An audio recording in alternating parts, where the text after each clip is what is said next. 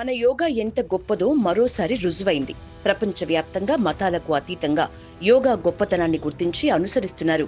ముస్లిం country United Arab Emirates UAE యోగాను పోటీ క్రీడగా అధికారికంగా ప్రకటించడానికి సిద్ధమైంది. మానసిక, శారీరక ఆరోగ్య సాధనలో యోగా కీలకమని నిర్ధారించింది. యోగా అనేది జీవన శైలిని మెరుగుపరిచే క్రీడా విధానమని యుఏఈ అభిప్రాయపడింది. యుఏఈ అధికారికంగా ఇవ్వనున్న ఈ గుర్తింపు భారతదేశంతో ఈ ముస్లిం కంట్రీకి ఉన్న సాంస్కృతిక సంబంధాలను మరింత బలోపేతం చేస్తుందని ది నేషనల్ అనే పత్రిక అభిప్రాయపడింది. యుఏఈలో నివసిస్తున్న ప్రవాస భారతీయుల ప్రయత్నం కారణంగానే ముస్లిం కంట్రీ ఈ నిర్ణయం తీసుకునే దిశగా ఆలోచన చేస్తున్నట్లు విశ్లేషకులు భావిస్తున్నారు. యోగా అనేది సాంప్రదాయ అభ్యాస ప్రక్రియ అని పలు ప్రపంచ దేశాల్లోని ఆరోగ్య నిపుణులు ఇప్పటికే తేల్చి చెప్పారు. తాజాగా ముస్లిం కంట్రీ యుఏఈ సానుకూల నిర్ణయం తీసుకోవటం భారత ప్రయత్నాలకు అనుకూలంగా మారింది.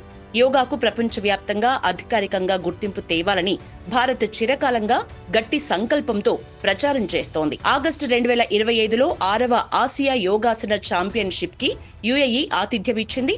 అప్పుడే తన ఉద్దేశాలను ఈ దేశం స్పష్టంగా చెప్పింది.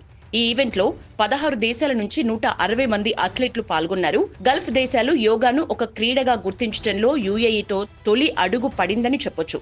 యోగాకు పూర్తి క్రీడా గుర్తింపును ఇచ్చిన మొదటి గల్ఫ్ దేశంగా యుఏఈ అవతరించింది. రాబోయే రోజుల్లో యుఏఈలో యోగాసనాలు వేసేందుకు అధికారిక నియమాలు, నిబంధనలు రానున్నాయి. యోగా జాతీయ జట్టును కూడా ప్రకటించే ఛాన్స్ ఉంది.